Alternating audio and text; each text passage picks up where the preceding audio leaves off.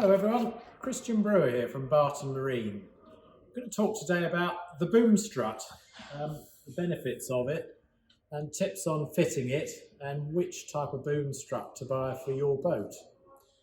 We do a number of them, different sizes, different thicknesses of rod. We do one specifically for dinghies under 16 feet, and we also do 5 model sizes for larger yachts, and we can go up to around 40 foot, so from an 18-foot large dinghy dayboat up to 40 foot. And we're often asked, how do I determine which is the best Boomstrut for my boat? Which model should I have? And this is down to the size of boat and the weight of the boom and the weight of any laser jacks, and maybe you've got a fully battened main. So the weight of the boom can have an effect on which model. We do list a number of designs on our website, so you can look up on boats fitted with Boomstrut on our Boomstrut page, and you will see a huge list of yachts, and maybe your one is on there. But if it isn't, here's some tips for you. Now, what we ask you to do, without the Boomstrut fitted, we ask you to measure the tip weight of your boom. Now, what is tip weight? This is the weight of the end of the boom with everything fitted on it. So you'll have your laser jacks, you'll have your sail cover, maybe your boom stack, maybe you'll have the sail fitted, and it may or may not have full length battens. So what we get you to do is get a set of bathroom scales and weigh yourself. You can do this in the cockpit. Take that figure and then weigh yourself holding the outer end of the boom without any sheet or kicking strap loaded on. So you're actually physically holding the end of the boom. Take that weight measurement, and that will give you an idea of the strength of Boomstrut required to counter the force of the boom. Now on here we've got our model 44020. It's in black. You can have black or silver. And when you get your Boomstrut, it will come packed thus. It's the white version. Do take a moment to read through the fitting instructions thoroughly. Okay? Make sure you know what you're doing. We'll give you an idea of what you're doing before you start. And it will tell you what tools you require, and I'll talk about the measurements as well.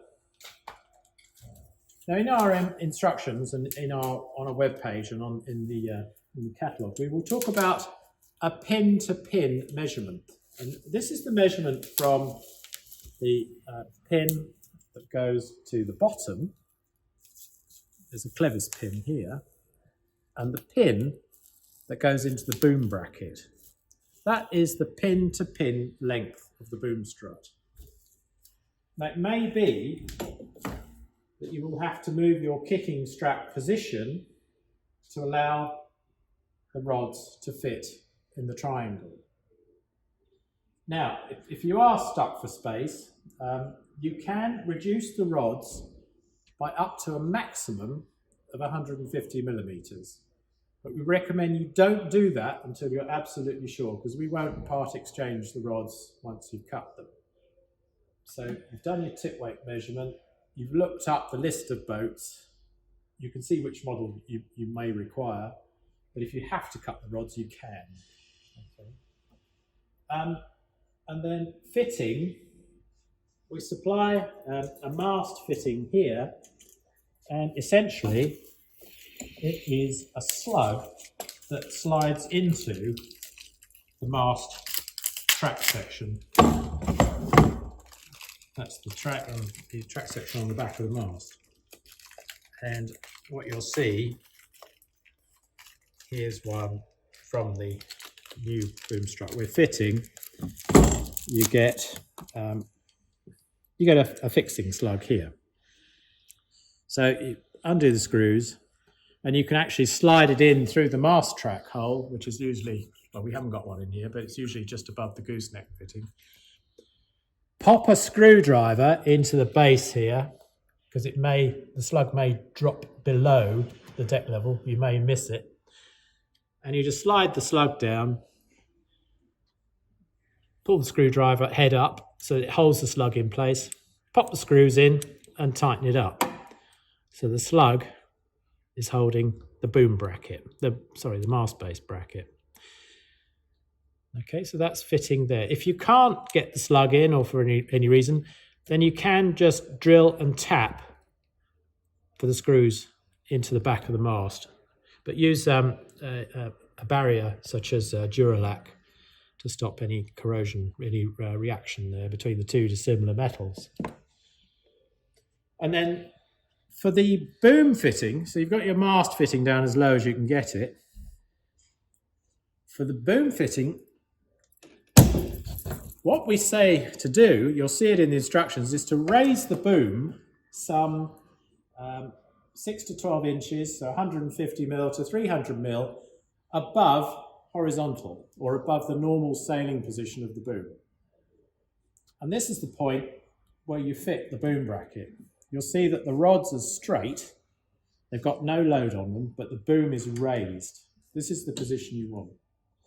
So that when you're sailing, the rods are pre-bent to their normal position. Okay. And there you have it. That's what we should be looking for when it's set up on the boat.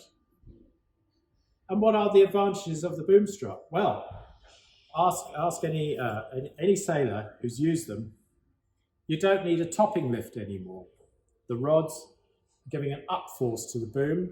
The boom will not drop on the deck. This is a great safety feature of this product. There is only one moving part here.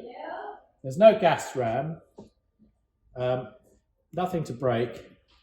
So we have the system, one moving part, very simple, 2 rods supporting it.